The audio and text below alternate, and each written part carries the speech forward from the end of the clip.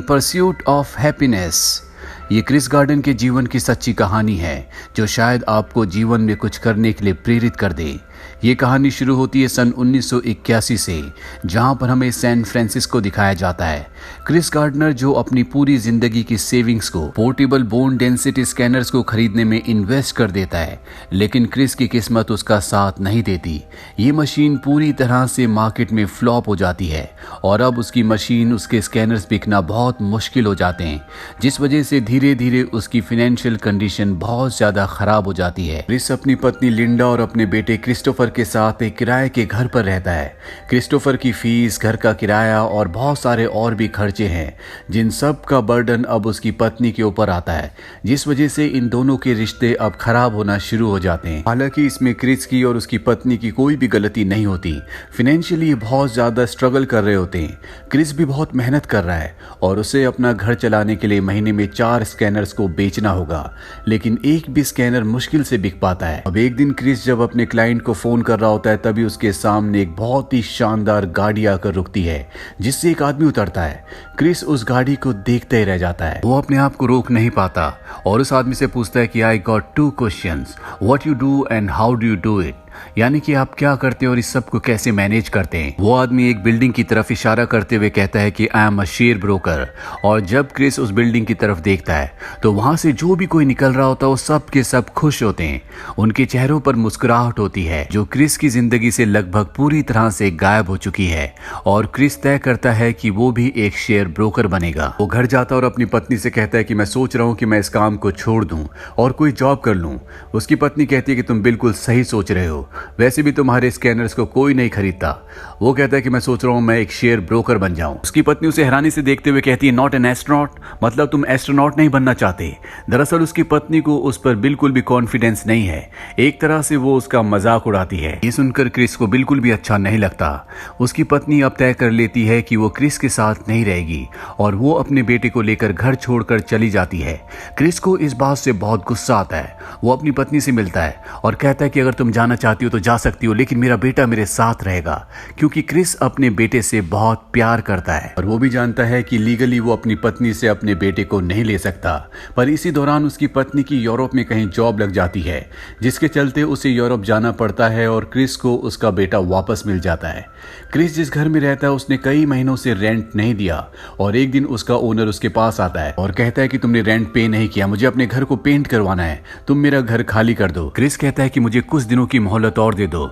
Owner कहते हैं कि ठीक है, तुम घर को पेंट कर दो, इसके बदले तुम 1 हफ्ते और रह सकते हो। इसी दौरान क्रिस ने शेयर मार्केट की जॉब के लिए अप्लाई कर दिया होता है और अगले दिन उसका इंटरव्यू है।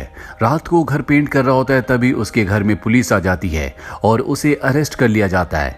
दरअसल उसने पार्किंग के जो टिकट्स होते हैं, यानी कि पार्किंग के जो चार्जेस होते हैं, वो नहीं भरे होते और अब उसे अरेस्ट कर लिया गया है। हालांकि वो पुलिस से बहुत रिक्वेस्ट करता है कि मुझे छोड़ दो। पुलिस कहती है कि हमारे कुछ रूल्स हैं, हम तुम्हें कल सुबह 10 बजे से पहले नहीं छोड़ सकते। और अगली सुबह जब क्रिस को छोड़ा जाता है तो वो सीधा अपने इंटरव्यू के लिए भागता हुआ जाता है, क्योंकि उसके पास बस के पैसे भी नहीं होते। क्रिस के कपड़ों पर पेंट लगा हुआ होता है और वो बाहर लॉबी में बैठकर अपने नंबर का इंतजार करता है और तभी एक लड़की आती है जो उसका नाम बुलाती है, क्रिस गार्डनर। क्रिस के अंदर हिम्मत नहीं होती कि इस तरह के कपड़े पहनकर वो खड़ा हो जाए। वो कुछ देर सोचता है और इसके बाद खड़ा हो जाता है और उस लड़की के पीछे चला जाता है, जहां पर एक पैनल बैठा होता है जो इंटरव्यू लेगा। वो सब क्रिस को देखकर बहुत हैरान होते हैं, क्योंकि आज से पहले कोई भी इतने गंदे कपड़े पहनकर इंटरव्यू देने के लिए नहीं आया। इससे पहले कि वो लोग क्रिस को कुछ बोलते, क्रिस कहता है कि मैं पिछले आधे घंटे से कहानी बनाने की सोच रहा हूँ कि मैं यहाँ पर इस तरह के कपड़े पहनकर क्यों आया हूँ, लेकिन मैं कोई कहानी नहीं बना पाया। और सच तो ये है कि एक रात पहले मुझे पुलिस ने पार्किंग टिकट पे ना करने की वजह से अरेस्ट कर लिया था। ये सुनकर सब हैरान हो जाते हैं, क्योंकि ये सब वेल सेटल्ड लोग हैं और इन्हें बात बिल्कुल भी समझ नहीं आती। इनके लिए पार्किंग टिकट्स भरना बहुत ही छोटी बात है। अब ये क्रिस से सवाल करना शुरू करते हैं। ये पूछते हैं कि आपने कहाँ तक पढ़ाई की है। क्रिस कहता है कि 12th क्लास तक, और मैं अपनी क्लास में फर्स्ट था। इसके बाद क्रिस से पूछता है कि तुम्हारी क्लास में कितने स्टूडेंट्स थे। क्रिस कहता है कि 8। ये सुनकर सब एक दूसरे की शक्ल देखना शुरू कर देते हैं क्योंकि 8 बच्चों में फर्स्ट आना कोई बहुत बड़ी बात नहीं है। क्रिस कहता है कि मैं नेवी में भी फर्स्ट था और उसमें 21 लोग थे। और क्रिस की बातों से कोई भी कन्विंस्ड नहीं होता। वो लगभग इंटरव्यू में फेल हो चुका है। और इससे पहले कि क्रिस को फैसला सुनाया जाता, वो सबसे कहता है कि मैं कुछ कहना चाहता हूँ। अगर कोई मुझसे सवाल पूछता है और मुझे जवाब नहीं आता तो मैं साफ साफ कह देता हूँ कि मुझे जवाब नहीं आता, पर मैं एक बात की शर्त लगा सकता हूँ कि मैं जानता हूँ कि जवाब कैसे ढूंढा जाता है और मैं जवाब ढूंढ कर रहता हूँ। इस बात से सब के सब थोड़ा सा इम्प्रेस हो जाते हैं। और अब जो यहाँ पर सबसे सीनियर होता है वो क्रिस से कहता है कि अगर कोई आदमी मेरे पास बिना शर्ट के इंटरव्यू देने के लिए आता है और मैं उसे जॉब दे देता हूँ, ऐसा क्यों? क्रिस कहता है शायद उसने बहुत ही शानदार पैंट्स पहने होंगे। यह सुनकर सब के सब हंसना शुरू कर देते हैं क्योंकि ये बहुत ही बेहतरीन जवाब होता है। इस जवाब के बाद क्रिस को सेलेक्ट कर लिया जाता है। इसी पैनल में एक आदमी होता है जिसका नाम जैक है, जिसे क्रिस पहले से जानता है। वो जैक को कहता है कि मैं तुम्हें सोच के बताऊंगा कि मैं इंटर्नशिप ज्वाइन करूंगा कि नहीं। ये बात सुनकर वो हैरान हो जाता है। वो क्रिस से कहता है कि पिछले कई दिनों से पागलों की तरह तुम इस जॉब के लिए मुझे चेस कर रहे थे और आज जब तुम्हें सेलेक्ट कर लिया गया है तो तुम कह रहे हो कि तुम मुझे सोच कर बताओगे। क्रिस कहता है कि मुझे नहीं पता था कि ये एक इंटर्नशिप है। अब मेरी फाइनेंशियल कंडीशन पूरी तरह से बदल चुकी है। दरअसल ये एक इंटर्नशिप होती है जिसमें 20 लोगों को चुना गया है और 6 महीने तक इन सब को काम सिखाया जाएगा और 6 महीने बाद इन 20 में से जो एक सेलेक्ट होगा उसी को जॉब मिलेगा। इसीलिए क्रिस पूरी तरह से कंफ्यूज्ड होता है कि उसे इस जॉब को ज्वाइन करना चाहिए कि नहीं। जेक कहता है कि तुम्हारे पास कल सुबह तक का टाइम है। कल सुबह तक अगर तुमने मुझे जवाब नहीं दिया तो मैं तुम्हारी जगह किसी और को रख लूंगा। क्रिस घर जाता और फैसला करता है कि वो इस इंटर्नशिप को ज्वाइन करेगा। वो इंटर्नशिप को ज्वाइन कर लेता है। साथ ही वो अपने स्कैनर्स बेचकर इतने पैसे इकट्ठे कर लेता है कि उसके पास अब 6 महीने का बजट है। वो अपना घर भी शिफ्ट कर लेता है। अब वो एक छोटे से घर में अपने बेटे के साथ रहता है और एक शाम को जब वो ऑफिस से घर आता है तो उसे बैंक की तरफ से, गवर्नमेंट की तरफ से एक लेटर मिलता है जिसमें लिखा होता है कि आपने अपने टैक्स नहीं भरे, इसीलिए आपके बैंक में जितने भी पैसे हैं उस सारे अमाउंट को गवर्नमेंट ने ले लिया है। इस बात से क्रिस की पूरी दुनिया बदल जाती है। उसके पास अब पैसे कमाने का कोई भी अच्छा जरिया नहीं है। हालांकि वो गवर्नमेंट को कॉल भी करता है लेकिन इसका कोई फायदा नहीं होता। कुछ दिन और बीत जाते हैं और अब वो इस घर का भी रेंट नहीं दे पाता।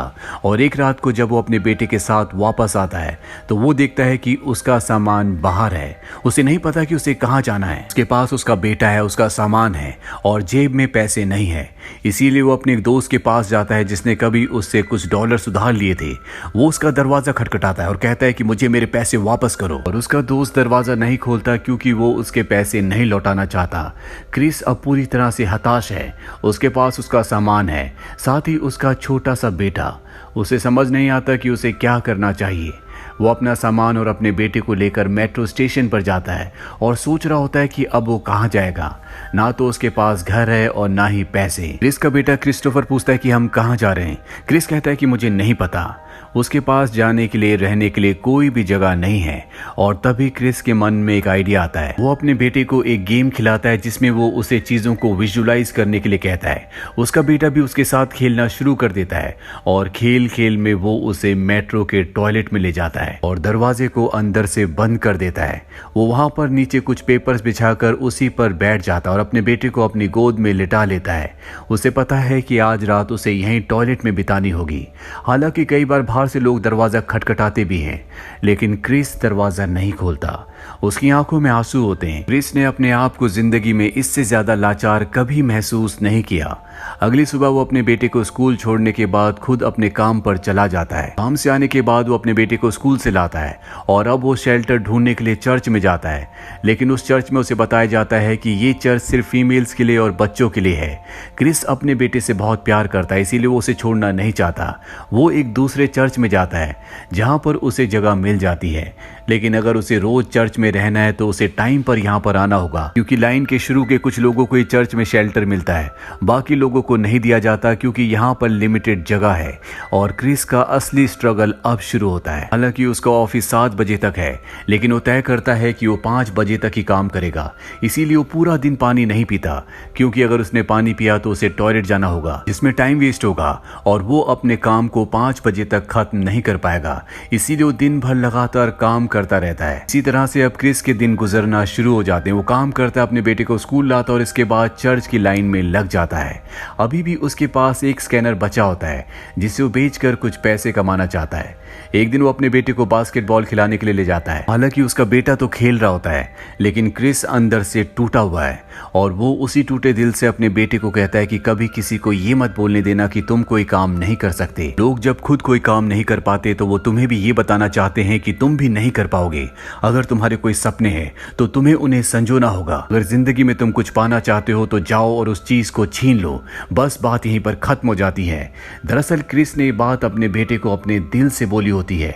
वो भी अपनी जिंदगी में ऐसा ही कुछ करना चाहता है जिसके लिए वो संघर्ष कर रहा है। क्रिस के पास जो बोन स्कैनर बचा होता है वो उसे लेकर एक हॉस्पिटल में डॉक्टर के पास जाता है।